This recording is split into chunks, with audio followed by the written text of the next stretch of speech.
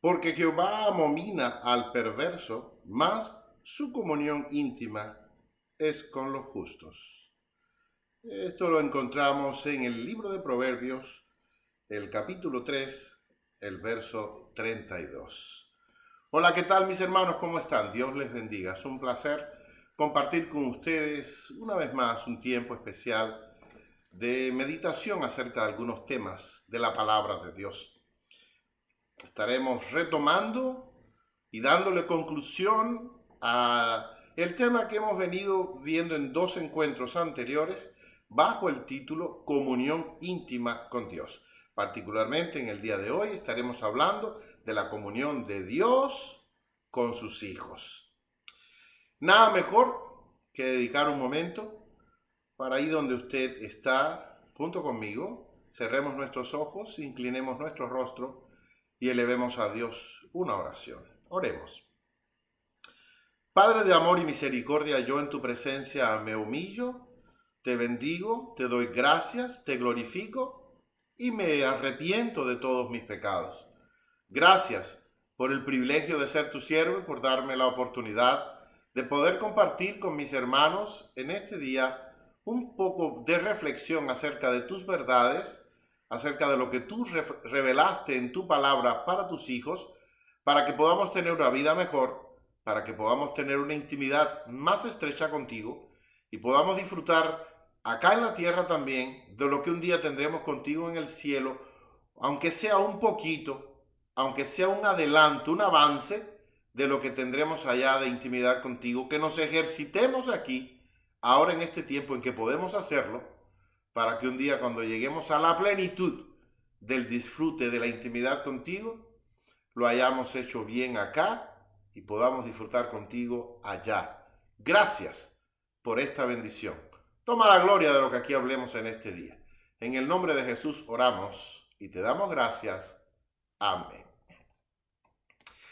Vimos un primer encuentro que fue la intimidad con Dios, el hombre con Dios. Luego vimos un segundo encuentro que es la intimidad de Dios con sus amigos, entre amigos, trato entre amigos. Hoy vamos a estar viendo esta tercera entrega que es la intimidad de Dios con su pueblo, con sus hijos. Tenemos como intención que podamos conocer esa comunión íntima que hay con Dios para ver de qué manera logramos un crecimiento espiritual que sea constante en la vida de cada uno de nosotros, comenzando dentro y exteriorizándose, porque la realidad es que todo lo que está aquí adentro, tarde o temprano, va a salir. Y normalmente la mayoría de las cosas que quieren salir de dentro de nosotros nos avergüenzan, porque son cosas que no honran a Dios, que no dignifican a Dios, incluso que no nos dejan quedar bien plantados ante los demás. Se pone en tela de juicio la opinión que puedan hacerse de nosotros. Por eso nos medimos, por eso tratamos de dominar nuestro carácter, manejarlo de tal forma en que lo pongamos en servidumbre, como decía el apóstol Pablo, que se ponía a sí mismo, a su cuerpo en servidumbre, que se sojuzgaba a sí mismo, para no darle riendas sueltas a esa parte que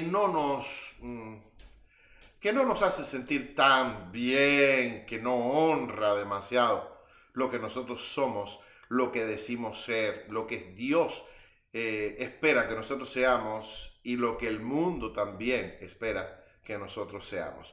Y eso se va a reflejar siempre de adentro hacia afuera, de ahí que para que no se dé en nosotros aquella palabra que Jesús habló, que el Espíritu Santo habló a través de profetas, siervos de Dios, de que este pueblo, refiriéndose al pueblo de Israel, de labios honraba a Dios, pero el corazón estaba lejos del Señor, en nosotros no sea igual. Así que como que todo, decía Jesús, todo lo que sale por la boca es porque primero estuvo albergado en el corazón. Pues nada mejor que comenzar a cambiarnos desde adentro para que entonces lo que se exteriorice sea algo que tenga sentido. La escritura que a mí me gustaría compartir con ustedes en este día, sobre la cual estaremos basando la parte que vamos a presentar en el día de hoy se encuentra en el libro de Deuteronomio, el capítulo 6, versículos 4 al 9. Oye, Israel, Jehová nuestro Dios, Jehová uno es.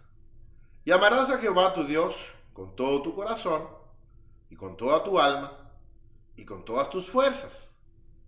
Y estas palabras que yo te mando hoy estarán sobre tu corazón, y las repetirás a tus hijos, y hablarás de ellas estando en tu casa, y andando por el camino, y al acostarte, y cuando te levantes, y las atarás por señal a tu mano, y estarán por frontales entre tus ojos, y las escribirás en los postes de tu casa y en tus portadas.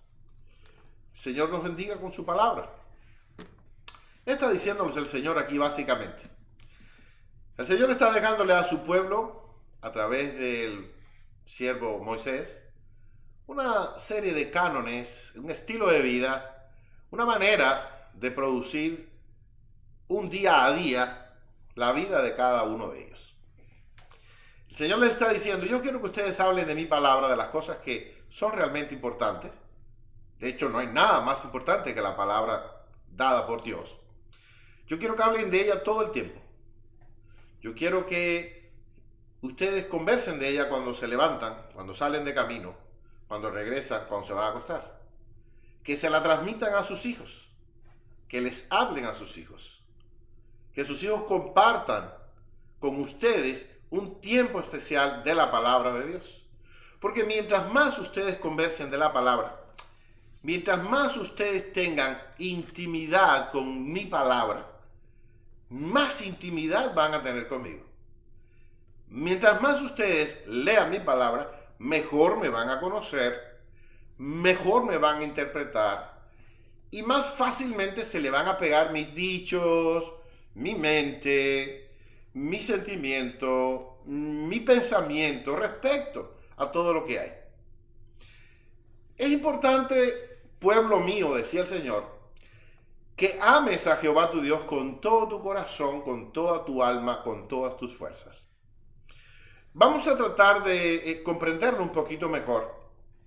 Cuando está hablando el Señor de que debemos amarle con todo el corazón, sabemos que poéticamente en el corazón se asientan las emociones. En el corazón se asienta lo que le hace vibrar, palpitar de amor, de pasión, también el odio, el rencor, la rencilla, pero esos no nos interesan. Porque para amar a Dios jamás lo vamos a amar con odio, con rencillas, con bajas pasiones. Obviamente que no. Cuando estamos hablando de amar a Dios con todo el corazón es ¿quién te emociona a ti realmente? ¿Te emociona el partido de fútbol? ¿Te emociona el auto que te vas a comprar o que te recién compraste o la casa de tus sueños o la remodelación que estás haciendo o que cambiaste todo tu ajuar? ¿Qué te emociona un bebé que va a nacer? ¿Qué te emociona la graduación, el nuevo trabajo, el aumento del salario, el cambio de ciudad, el nombramiento dentro de la iglesia? ¿Qué te emociona? El Señor está diciendo que nadie ocupe el centro de tus emociones salvo yo. Si me vas a amar, ámame con todo tu corazón. Es decir, vierte todas tus emociones en mí. Todas tus emociones, viértelas en mí. Por eso es que quiero que me ames con todo tu corazón. Ámame también con toda tu mente. O lo que es lo mismo con tu alma. El alma es ese factor que razona, piensa, determina. Donde está el asiento no de las emociones, sino de la razón. Por lo tanto, ámame con toda la razón. Saca cálculos, analiza. Vas a descubrir que vale la pena amarme. Vas a descubrir que tiene sentido amarme. Vas a darte cuenta que yo me merezco que me ames. Así que, emociones, ok. Razonamiento, ok. Pero además, tu fuerza, o lo que es lo mismo, tu voluntad. Dame tu voluntad. Yo quiero no solamente que te emociones conmigo y que te des cuenta que vale la pena. Hace falta también que tus fuerzas las pongas en función de mí, de mi reino. Ponlas en función, demuéstrame con acciones que las emociones y la razón que tú has descubierto de verdad tienen un valor para ti. Ponte en acción. Y cuando te pongas en acción, entonces estarás amándome con todo el corazón o las emociones, con toda tu alma o tu razón y con todas tus fuerzas o la voluntad tuya de amarme, de servirme, de entregarte a mí. De esa manera, ámame. Cuando me amas de esa manera, entonces hablemos de intimidad. De eso nos está hablando el Señor. De hecho, no hay ningún sentido, no hay ninguna razón entre iglesia, comunidad cristiana, cristiano individualmente y Dios como para que pueda haber comunión si no hay una entrega, si no hay una intimidad, porque es imposible que haya comunión cuando no hay intimidad. De lejos, sin conversar, sin vernos, sin tocarnos, sin pasar tiempo de calidad juntos, no hay intimidad. Dejemos bien por sentado esta verdad. Así que entonces, para entender lo que queremos hablar hoy, nos vamos a volcar en dos canales o en dos vías diferentes, paralelas, por las cuales estaremos transitando. Una de ellas es la comunión íntima de Dios con el humano, y la otra es que Cristo es justicia de Dios en nosotros. Pero, ¿cómo llegamos ahí si no hay una intimidad? Miremos esto. Las dos palabras que conforman esa frase, comunión íntima, son al final una sola palabra en hebreo, que da la idea de algo que es dado en secreto.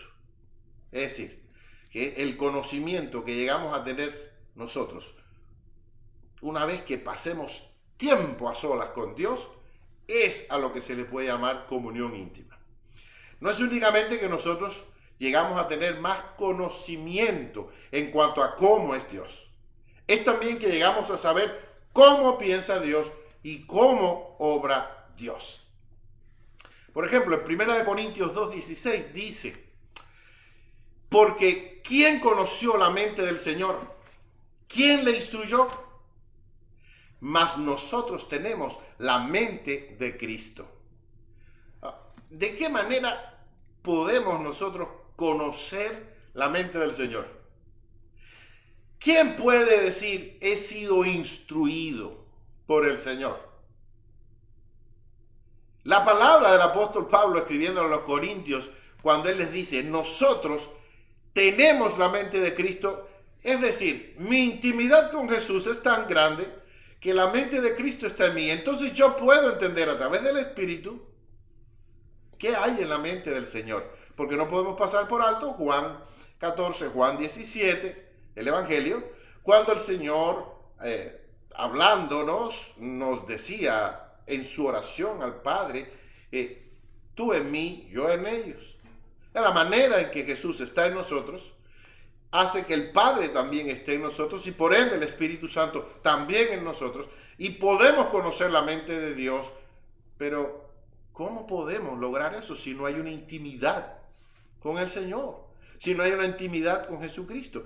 No vamos a poder tener jamás la mente de Cristo si no hay una intimidad con Él. Él quiere tener intimidad con nosotros. Tener intimidad con Dios o una comunión con Dios significa pasar tiempo a solas con Él. Tiempo a solas. Tiempo de calidad. Mientras más tiempo pasamos con una persona, más le vamos a conocer. Cómo es, cómo piensa, cómo reacciona ante ciertas circunstancias, ante ciertas presiones. Eso es lo mismo también que nos pasa con Dios. Pasamos tiempo con Dios por leer la Biblia, por estudiarla, por meditar la palabra. Incluido en la comunión también está el tiempo de la oración, la que es constante, no la que es esporádica y poco sustanciosa.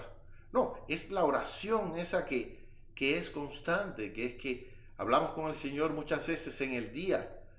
Quizá no nos pongamos de rodillas, quizá no estemos todo el tiempo postrados, pero es cada vez que tenemos la mente sin estar ocupada en algo de lo que estamos haciendo, porque hay que hacerlo, porque en la vida hay que hacer cosas, pues la mente vuela a Dios. En lugar de preocuparnos qué salió, qué posteó alguien en sus redes sociales, es aprovechar ese momento para conversar con Dios. Eso tiene gran valor. De hecho, un valor extremadamente grande. ¿Bien?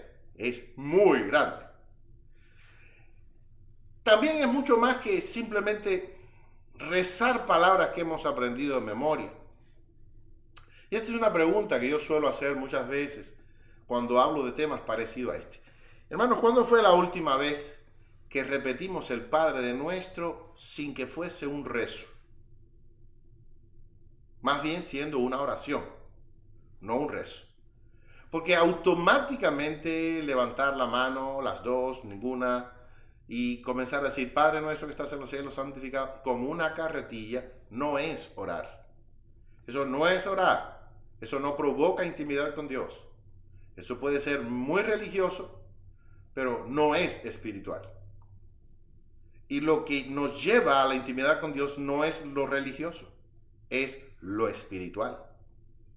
De ahí que tiene tanto valor que nosotros a la hora de decir lo que vayamos a decir en oración, sea realmente una oración y no un rezo. Menciono el Padre Nuestro porque es una oración que ya está escrita en la Biblia. Pero no solamente el Padre Nuestro se vuelve un rezo. Nuestras oraciones comúnmente se vuelven un rezo. ¿Cómo podemos saber si nuestra oración es un rezo? Nuestra oración es un rezo si cada vez que nosotros nos postramos a orar o tenemos un tiempo para conversar con Dios, decimos lo mismo. Es decir, tenemos un esquema. Oramos por esto, por esto, por esto, por esto, por esto, por esto. Ya sé las palabras que voy a decir por esto y ya sé las palabras que voy a decir por esto y ya me salen automáticas porque es mecánico. La última vez que nos pusimos a orar, si fue igual que la vez anterior y que la anterior y que la anterior, ya es un rezo lo que tenemos establecido antes de acostarnos o en la mañana o al salir de la casa o al subirnos en un auto, al llegar de vuelta a la casa. Si es las mismas palabras, ya es un rezo.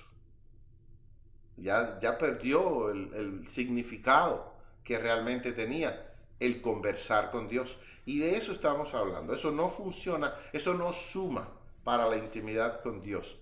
Está bien que lo hagamos de todas maneras, pero eso no suma para intimidad. Para la intimidad es conversación natural, espontánea, nacida del momento. De eso estamos hablando.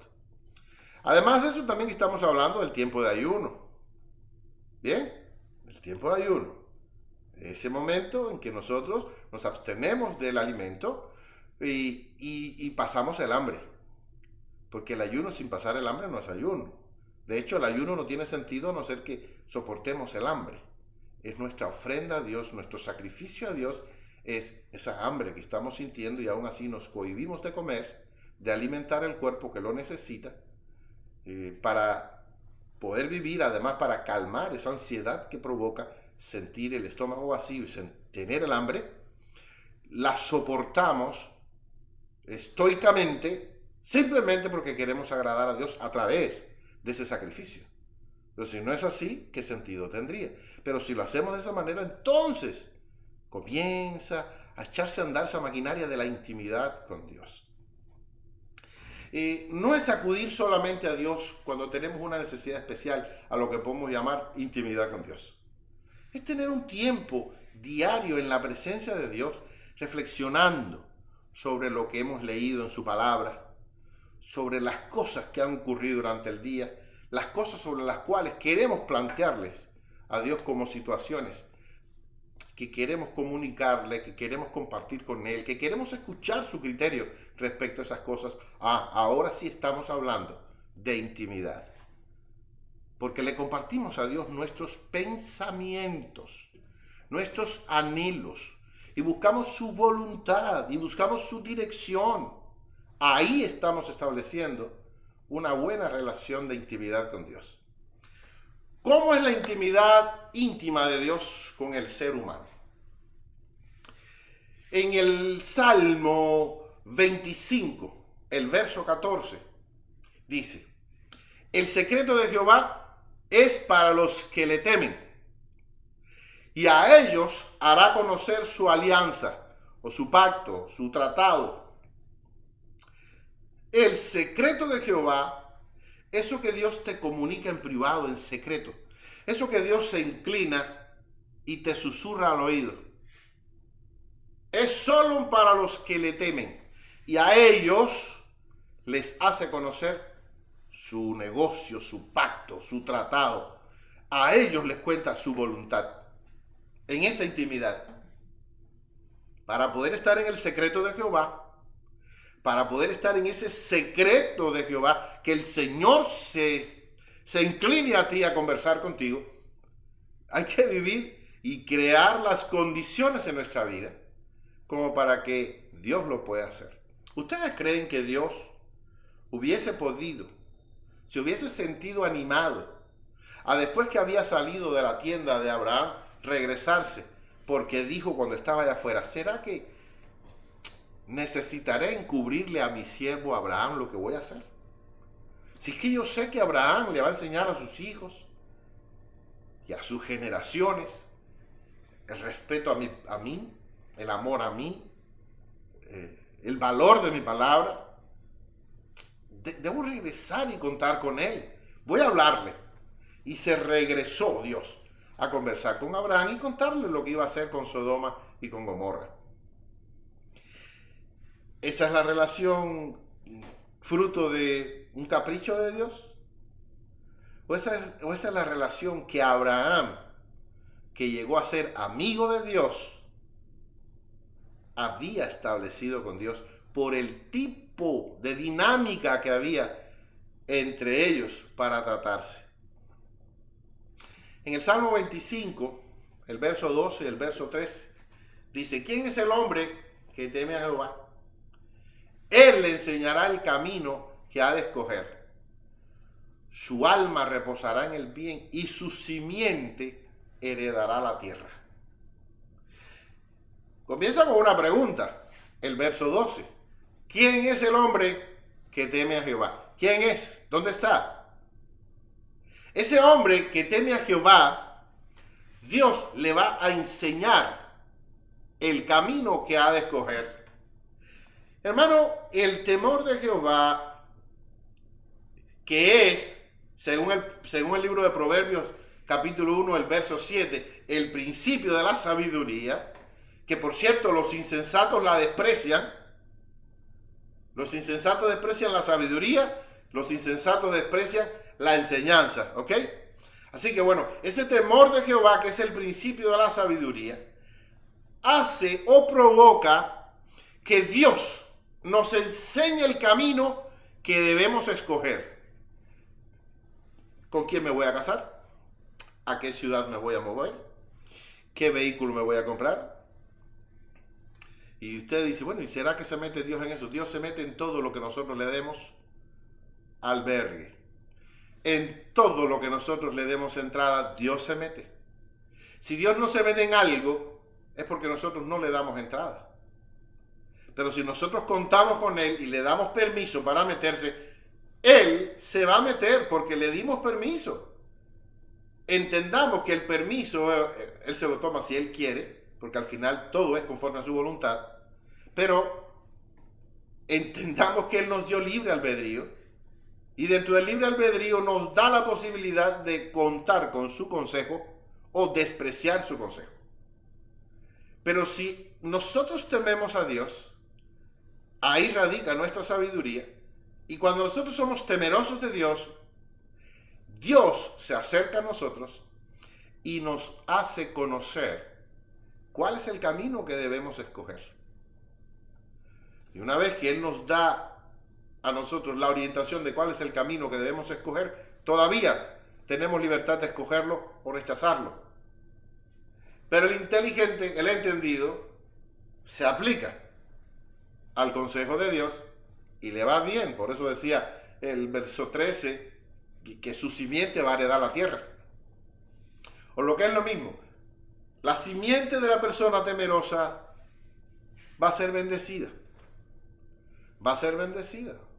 Va a ser prosperada en lo que haga, espiritualmente, materialmente, porque Dios está en eso. En el Salmo 15, el Salmo 25, verso 15, dice, mis ojos están siempre hacia Jehová, porque Él sacará mis pies de la red. Pero lo que es lo mismo. ¿A quién yo miro? ¿A quién yo busco? Bueno, no es el único salmo. Alzaré yo mis ojos a los montes, porque yo me diré de dónde vendrá mi socorro. Mi socorro viene de Jehová, que hizo los cielos y la tierra. Y qué salmo tan hermoso, pero no es el único, hay muchos más. Como el siervo mira la mano de su Señor, como la sierva mira la mano de su Señor, así mira mi alma a ti, oh Jehová. El asunto es que cuando nosotros tenemos nuestros ojos puestos en Dios, vamos a traducirlo en la práctica. Ninguno de nosotros puede ver a Dios con estos ojos naturales. ¿A dónde podemos mirar? Que podamos ver a Dios. Bueno, realmente a Dios lo vemos en todas partes, en la naturaleza, pero sabemos que no estamos hablando de eso. ¿Cómo podemos ver a Dios físicamente? No lo podemos ver. No podemos verlo. Por lo tanto, entonces entendamos que este verso de Salmo 25 no me está diciendo que yo tengo que ver a Dios físicamente. No es que yo entorne mis ojos a un lugar específico del cielo, porque los que estamos en el hemisferio norte, cuando miramos al cielo, estamos mirando al norte. Los que están en el hemisferio sur, cuando miran al cielo, están mirando en un sentido opuesto al nuestro, de los que estamos en el... Entonces, ¿qué pasa? Dios está para el norte, Dios está para el sur.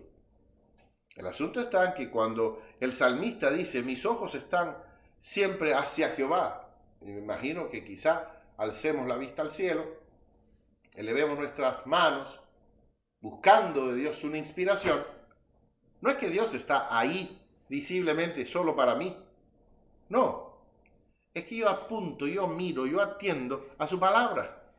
Lo que está aquí escrito, que es su palabra, todo lo que yo debo ver de Dios, aquí está. La enseñanza, la educación que yo necesito para sacar mis pies de la red que el diablo me ha tendido, aquí está. Cuando el Señor Jesús fue tentado, utilizó la palabra para defenderse contra la tentación. Es más, el propio Satanás tuvo la desfachatez de tentar a Cristo usando la palabra. Miren qué clase de poder tiene la palabra, que hasta el diablo la usó para tentar a Jesús. Bueno, pues mirando a Jehová, puestos nuestros ojos en Jesús, que es el autor y consumador de la fe, ¿no? A través de su palabra, entonces nosotros podremos saber qué hacer, qué acción tomar para sacar nuestros pies de la red. Temor a Jehová, ¿qué significa para ustedes? Realmente, temor a Jehová significa respeto, es reverencia por Él. El temor ese del que estamos hablando es más bien como el anhelo de hacer todo al agrado de Dios, no por temor a su castigo, sino por temor a fallarle o a entristecerle. Ese cuidado. Habrá un juicio, no podemos evitarlo, pensarlo. Habrá un juicio, se tomarán decisiones, habrá castigos, habrá premios, habrá momentos de alegría y momentos de llanto para otros. Bien, pero vamos a ver qué dice el libro de Romanos en el capítulo 5, versículo 8. Dice así, mas Dios encarece su amor para con nosotros, porque siendo aún pecadores, Cristo murió por nosotros.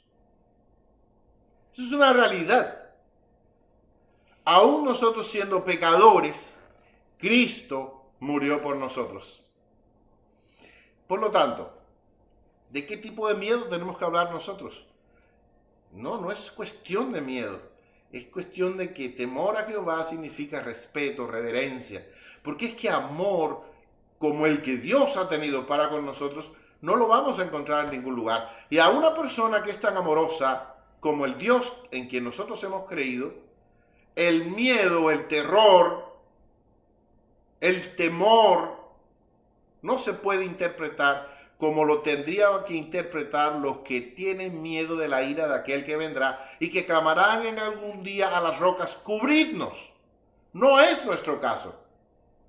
No es el caso de la persona que mantiene una relación buena con Dios y que establece una intimidad con Dios. Al establecer una intimidad con Dios, podemos estar tranquilos. Y para nosotros el temor de Jehová significa exclusivamente respeto, reverencia, entrega, sumisión a Él. Y eso vale la pena cultivarlo. Tenemos a un Padre que es todo amor y dio a su Hijo por ti, dio a su Hijo por mí.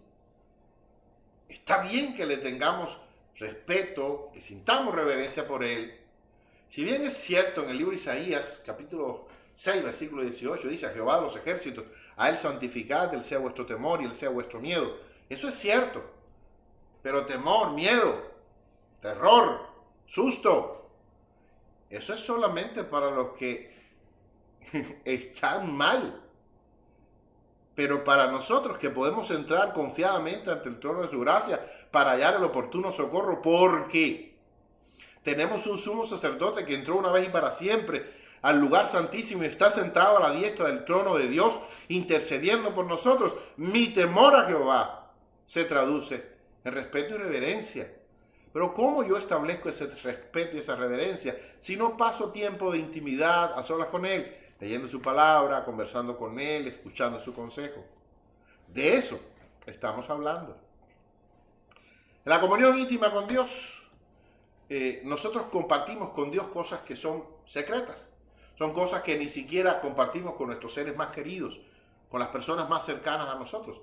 Quizá nuestros padres, quizá nuestros cónyuges, ni con ellos. Hay cosas que nos daría vergüenza compartirlas con alguna persona por íntima que seamos.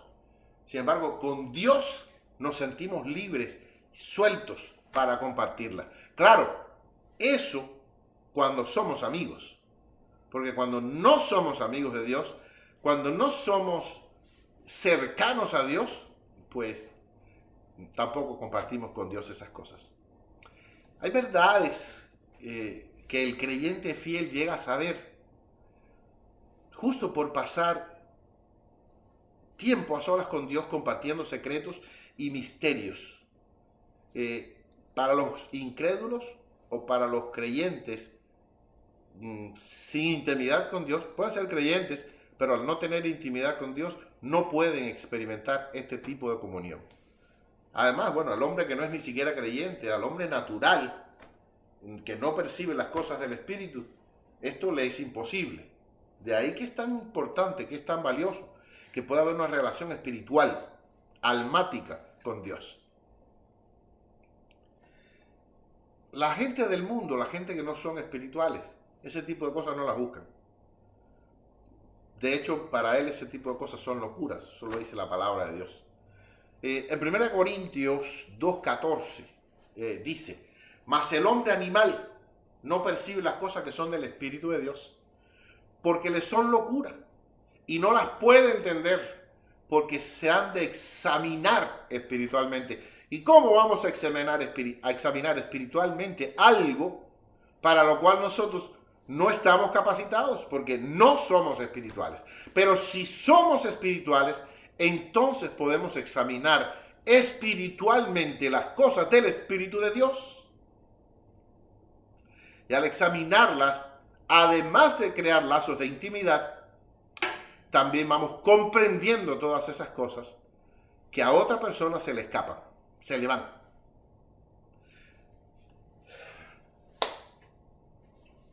Por la rebelión del hombre, el hombre ha entristecido al Espíritu Santo y por eso entonces no tiene un discernimiento espiritual. Esa es una realidad que vivimos incluso aún dentro de las iglesias cristianas.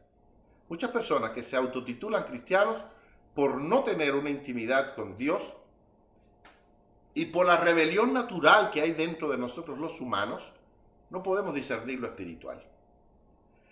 Pero a través de la lectura de la palabra, a través de la oración, nosotros vamos a encontrar la dirección de Dios en nuestra vida. En estos momentos, algunos de nuestros anhelos y sueños empiezan a perder su brillo y con el tiempo se van desvaneciendo.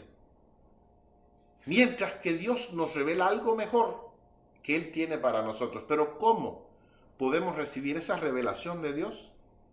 Andando en nuestros caminos, viviendo en nuestro estilo, siendo cristianos a nuestro molde y no al molde preestablecido por Dios a través de su palabra. Entonces, ¿cómo vamos a tener esa intimidad? ¿Cómo vamos a conocer lo que hay en la mente de Él? Yo quisiera nombrarle algunos beneficios que disfrutan los que temen a Jehová. Por ejemplo, el primero de los beneficios que yo quiero nombrar es que Dios nos enseña el camino que nosotros debemos escoger.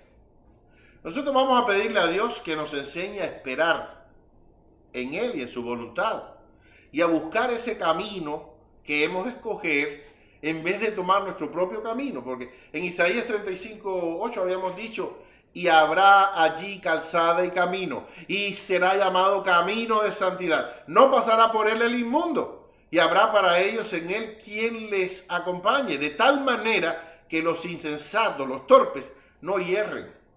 ¿Por qué? Porque es Jehová quien hará ese camino. Pero si yo no transito en la senda de Jehová, si yo no ando cerca de él y él va por un lado y yo voy por mi rumbo, no puedo transitar por la calzada que él ha preparado, que aún los torpes, los más torpes, ni siquiera van a tropezar, no se van a caer, porque la calzada que abre Jehová, los torpes ni siquiera, por torpe que sean, van a tropezar.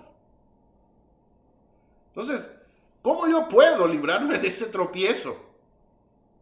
Si yo decido no andar por esa calzada que Él crea, que Él establece, y que es un beneficio que Él me ofrece, entonces voy a estar tropezando. Así será, qué bendición. Otra bendición que nosotros vamos a recibir es que a través o en medio de la adversidad podemos alegrarnos en Dios. Podemos alegrarnos en Dios. En el libro de Habacuc, el profeta escribió en el capítulo 3, versículo 17 al 19, decía: aunque la higuera no florezca, ni haya fruto en las vides, aunque falte el fruto del olivo, y los labrados no den mantenimiento, y las ovejas sean quitadas del redil, y no haya vacas en los corrales, con todo, yo me alegraré en Jehová y me gozaré en el Dios de mi salvación. Jehová el Señor es mi fortaleza, el cual pondrá mis pies como de ciervas y me haré andar sobre mis alturas. ¿Cómo puedo yo salir airoso en medio de la crisis si yo no estoy cerquita de Jehová? ¿Quién puede hacerme levantar alas como de águilas? ¿Quién puede hacerme correr, no cansarme, caminar, no fatigarme? ¿Quién puede hacer eso por mí, sino Jehová? Y si Jehová puede hacer eso por mí y yo no estoy cerca de Jehová, ¿cómo voy a recibir ese beneficio? Así que al final todo es ganancia para mí. El estar cerca de Jehová es ganar o ganar. Eso vale la pena. También tendríamos un beneficio que es el de mantener una intimidad con Dios. Eso realmente, la intimidad en sí misma. Es decir, tener una comunión íntima con Dios, uno de los beneficios que tiene es tener intimidad con Dios. Cuando nosotros tememos a Dios, le respetamos, le veneramos, gozamos de comunión íntima con Él. Y este realmente es el beneficio máximo, porque tener comunión con el Señor implica que nos hable de sus secretos, que nos diga sus deseos, que nos cuente lo que está por venir. Por ejemplo, en el Salmo 25, verso 14 dice: el secreto de Jehová es para los que le temen y a ellos hará conocer su alianza o su pacto, que lo habíamos mencionado anteriormente ya. El solo hecho de que Dios nos cuente, de que Dios nos transmita su voluntad, sus planes, hombre, ya eso vale la pena. Él nos hará conocer su pacto. El último pacto que Dios hizo con el hombre fue a través de la sangre de su Hijo Jesucristo. ¿Está bien?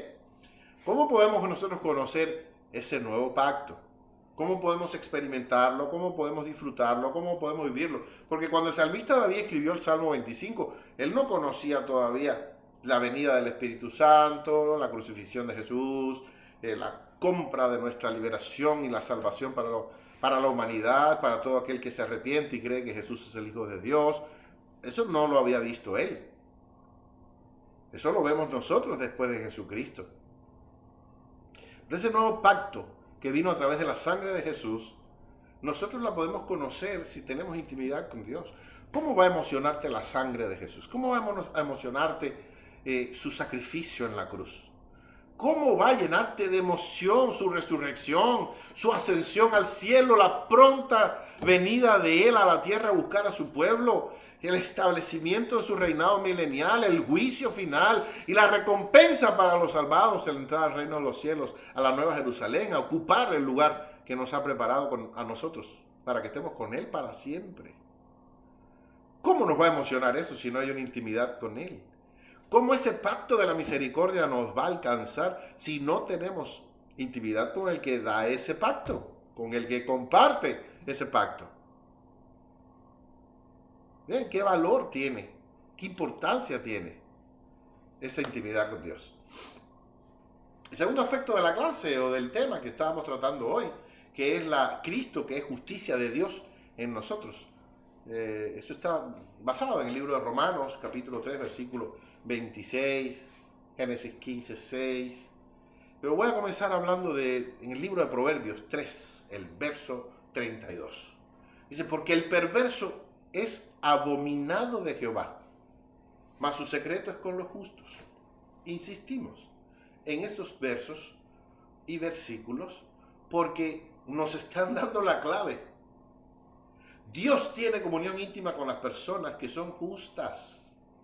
No por justicia propia, porque no tenemos obra de justicia ninguna que nos haga aceptos en la presencia de Dios, sino por la justicia del Cordero en nosotros, que es Cristo Jesús, que es justicia de Dios en nosotros.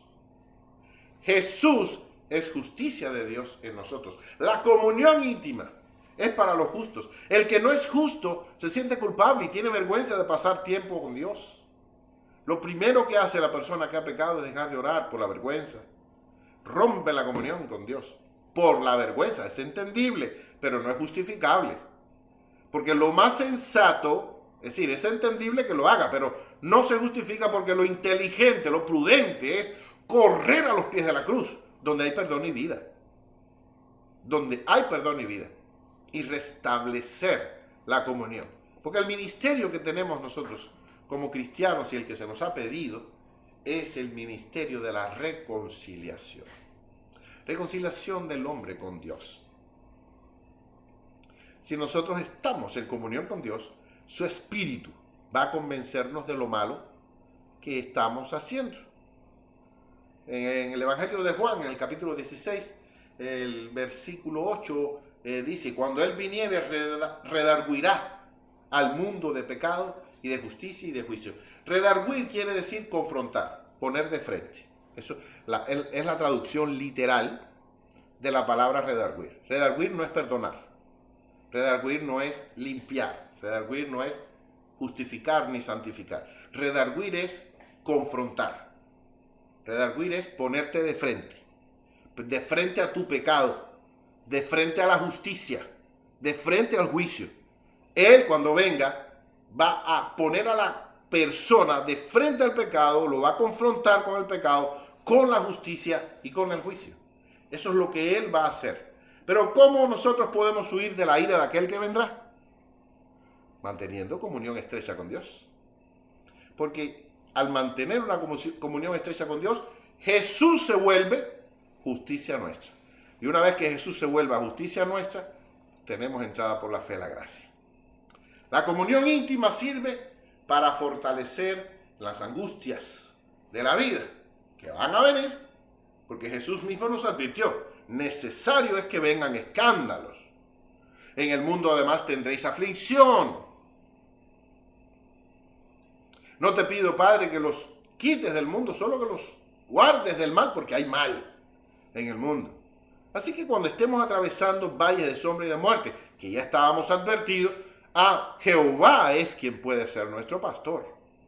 Y las aflicciones por las que tendremos que pasar, en lugar de sentirnos mal y preguntarle a Dios, ¿y por qué, Señor? Bueno, doblemos nuestras rodillas, aunque no entendamos, busquemos la fortaleza de Dios, y la aflicción puede que se quite, puede, pero yo no te voy a decir que se va a quitar.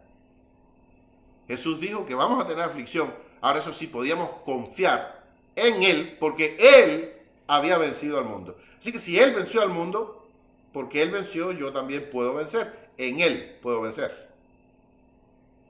Pero en Él. Ahora, lo interesante es que si de todas maneras Dios no quiere que yo venza en la aflicción, que la tenga que atravesar hasta el final, como a Pablo, que le dijo, bástate mi gracia, y no le quitó el aguijón. Y bueno, ¿cuál es el problema? Job dijo, recibimos de Dios el bien, no vamos a recibir el mal también. Job nunca encontró despropósito alguno de parte de Dios en todo lo que él sufrió. Ahora, eso sí, todo lo que venga a nuestra vida, si nosotros tenemos intimidad con Dios, nosotros lo vamos a usar para acercarnos más a Dios, porque nos convertimos en más dependientes de Dios. Al final ganamos igual. Aunque nuestro familiar haya muerto, aunque nos hayan expulsado del trabajo, aunque el hijo haya hecho lo que haya hecho, aún así salimos victoriosos en Cristo Jesús, porque salimos siendo más amigos de Dios. Y a lo mejor, Dios nos devuelve, como hizo con Job, le devolvió. Pero ¿qué tal con Saulo, que nunca le devolvió la salud? El aguijón, creemos que haya sido un problema de salud. Pero nunca se lo quitó, nunca le devolvió la salud. Ah, bueno.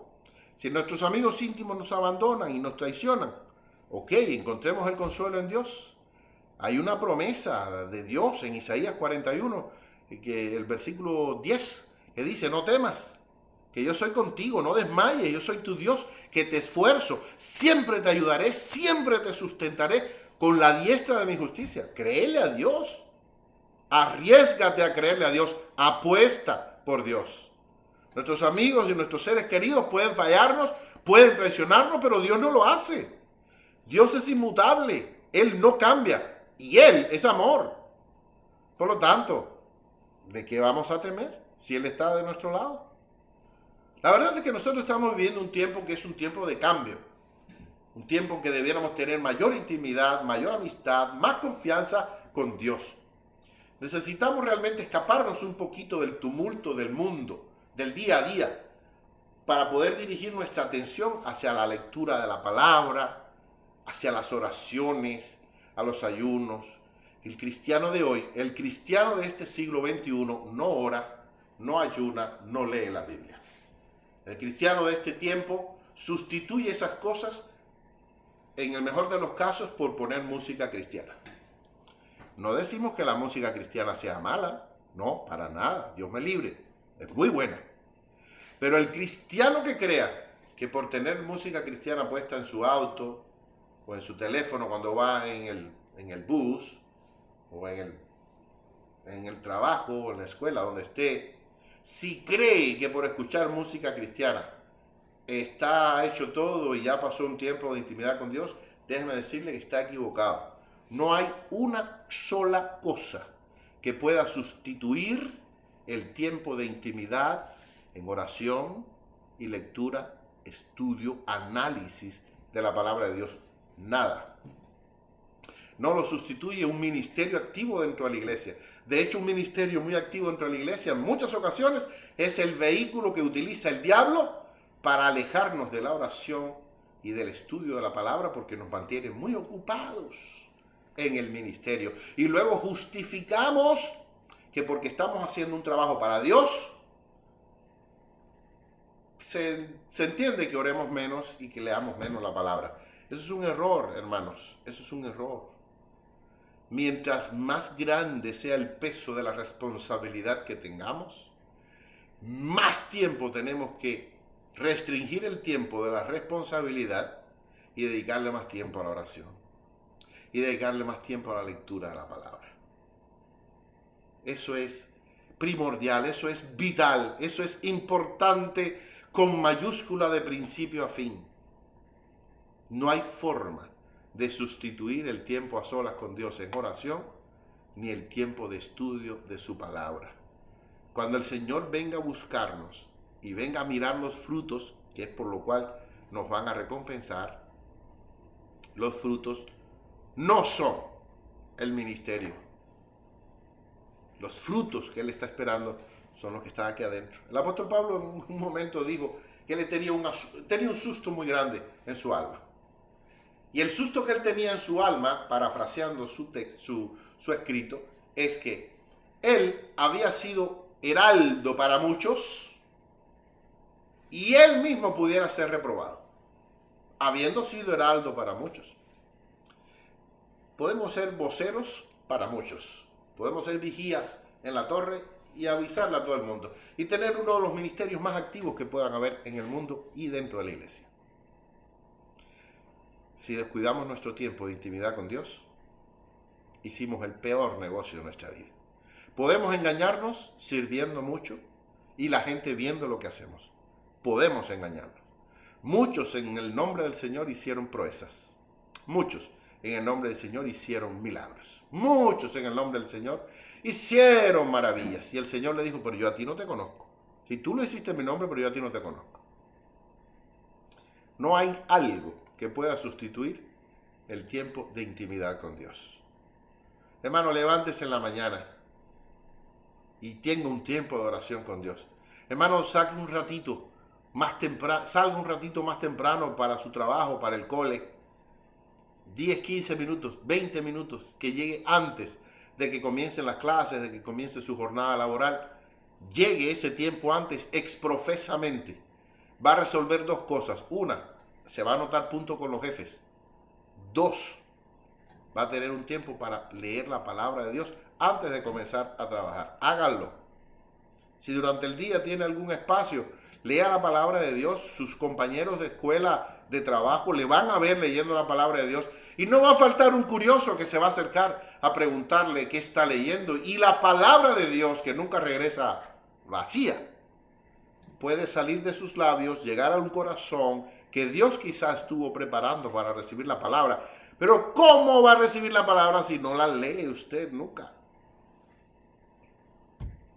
Por la tarde, cuando usted regrese del trabajo, muchas veces el cansancio del día no nos permite postrarnos a orar en las noches. Lo he comentado en ocasiones anteriores. Aproveche y cuando llegue el trabajo, déjese un baño y separe un tiempo para Dios en ese momento. Es un momento muy bueno. Antes de que se sienta a comer, en lo que preparan la comida en la casa, o si le toca prepararlo a usted, en lo que se cocinan los frijoles, no sé. Haga algo por su alma, pero haga algo. Porque si no lo hace usted, ¿quién lo va a hacer?